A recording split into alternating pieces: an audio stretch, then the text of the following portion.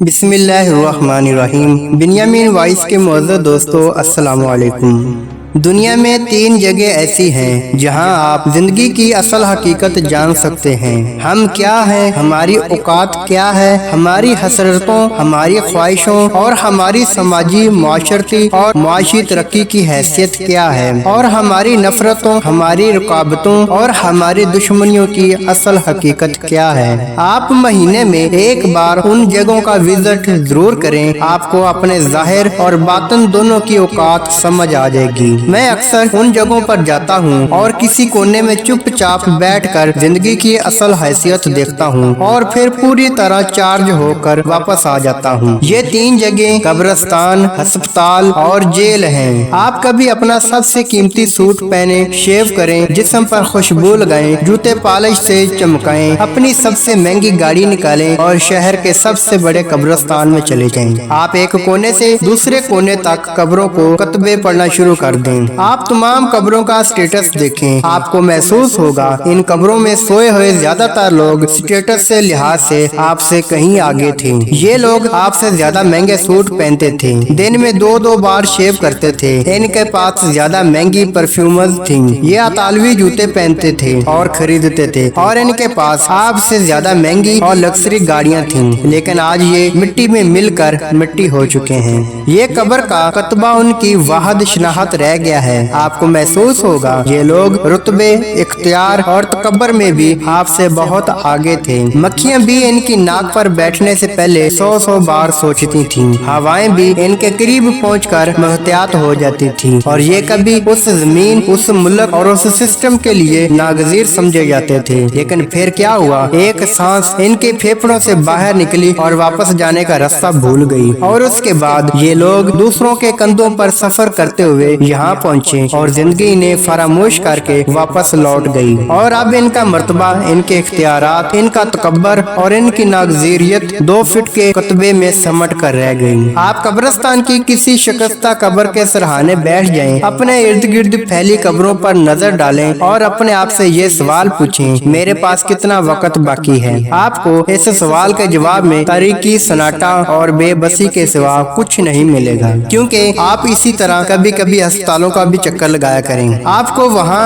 اپنے جیسے سینکڑوں، ہزاروں لوگ ملیں گے۔ یہ لوگ بھی چند دن، چند گھنٹے پہلے تک آپ کی طرح دوڑتے، بھاگتے، لپکتے اور شور مچاتے انسان تھے۔ یہ لوگ بھی آپ کی طرح سوچتے تھے کہ یہ زمین پر ایڑی رگڑیں گے تو تیل کے چشمے پھوٹ پڑیں گے۔ ان کا بھی خیال تھا یہ پاؤں مار کر زمین دہلا دیں گے، اور ان کو بھی یہ گمان تھا کہ دنیا کا کوئی وائرس، کوئی جراثیم اور کوئی دھات انہیں نقصان نہیں پہنچا سکتی۔ لیکن پھر ایک دن زندگی ان کے لیے عذاب بن گئی۔ ان کے پاؤں، ان کے ہاتھ، ان کی آنکھیں، ان کے کان اور ان کا جگر، ان کا دل اور ان کا دماغ اور ان کے گردے اور ان کے ساتھ بے وفائی کر گئے، اور یہ اپنے ٹھنڈے گرم محلوں سے نکل کر ہسپتال کی بدبو کو ریڈ روز کے مسافر بن گئے۔ آپ ہسپتالوں کی پرائیویٹ وارڈز اور مہنگے پرائیویٹ ہسپتالوں کا چکر ضرور لگایا کریں۔ آپ کو وہاں وہ لوگ ملیں گے جو مہنگے سے مہنگا ڈاکٹر اور قیمتی سے قیمتی ترین دوا خرید سکتے ہیں، لیکن اس کے باوجود یہ بے بسی کے عالم میں ہسپتالوں میں پڑے ہیں۔ کیونکہ یہ انسان ڈاکٹر اور دوا تو خرید سکتا ہے، اور یہ لوگ لیکن یہ شفا نہیں خرید سکتے، اور یہ لوگ قدرت کے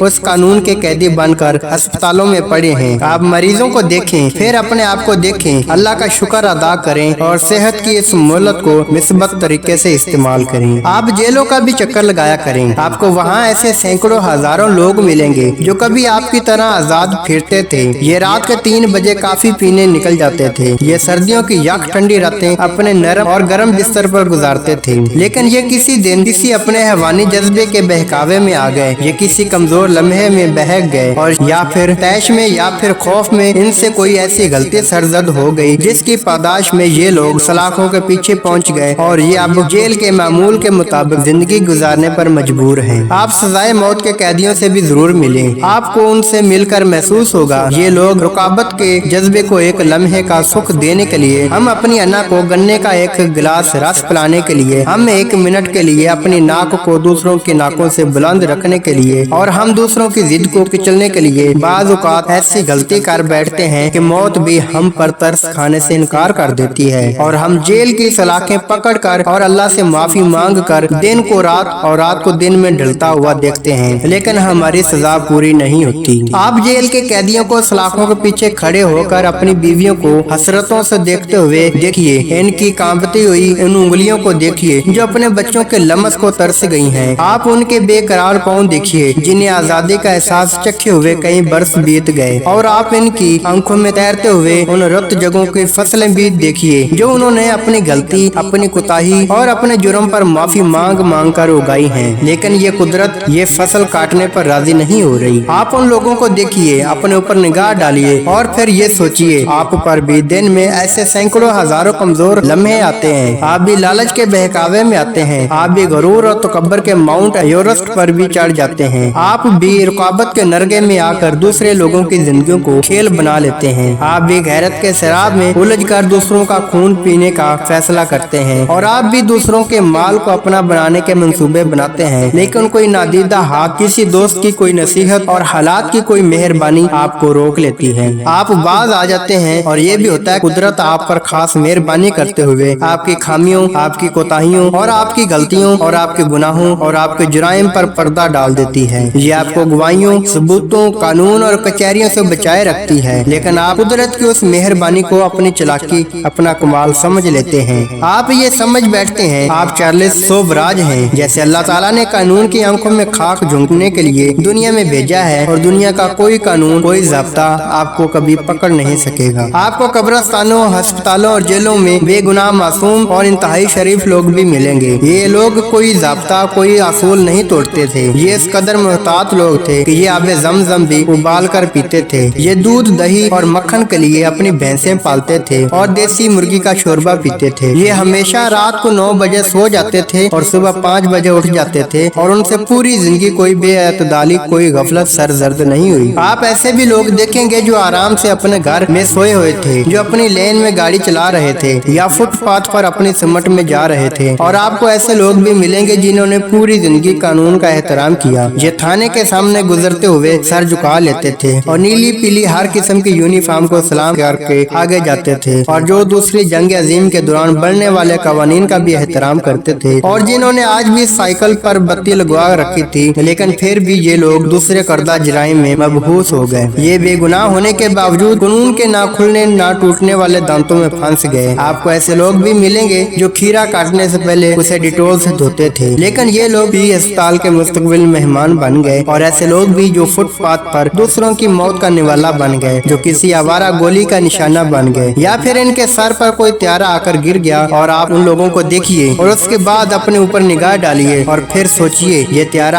आप पर भी गिर सकता है। दूसरी लाइन से कोई गाड़ी उड़कर आपके मोटरसाइकिल पर, आपकी गाड़ी पर भी गिर सकती है और डॉक्टर अचानक आपको भी कैंसर का मरीज डिक्लेयर कर सकते हैं, या फिर आपके दिल के अंदर भी अचानक दर्द की एक लहर दौड़ सकती है और आपको कलमा तक पढ़ने की मोहलत नहीं मिलती। ये सब कुछ हमारे साथ ये भी हो सकता है, ये हम भी हो सकते हैं। लिहाजा आइए अल्लाह ताला का शुक्र अदा करें और उस मोहलत, अल्लाह ताला की इस मेहरबानी पर उसका शुक्रिया अदा करें, और कभी कभी जेलों, अस्पतालों और कब्रिस्तानों में भी 1 घंटा गुजार लिया करें, क्योंकि ये 3 ऐसी जगह हैं जहां गए बगैर हमें जिंदगी की असल हकीकत, अपनी औकात और अल्लाह ताला की मेहरबानियों का अंदाजा नहीं हो सकता। नाजरीन, ये थी आज की कहानी। उम्मीद करता हूँ पसंद आई होगी। वीडियो पसंद आने की सूरत में दोस्तों के साथ जरूर शेयर करें और अपनी राय कमेंट बॉक्स में जरूर दें, और अगर आपने मेरा चैनल बिन्यामीन वॉइस से सब्सक्राइब नहीं किया तो सब्सक्राइब कर लें, साथ लगे बेल आइकन को जरूर प्रेस करें। अगली वीडियो में मिलते हैं, तब तक के लिए अल्लाह हाफिज।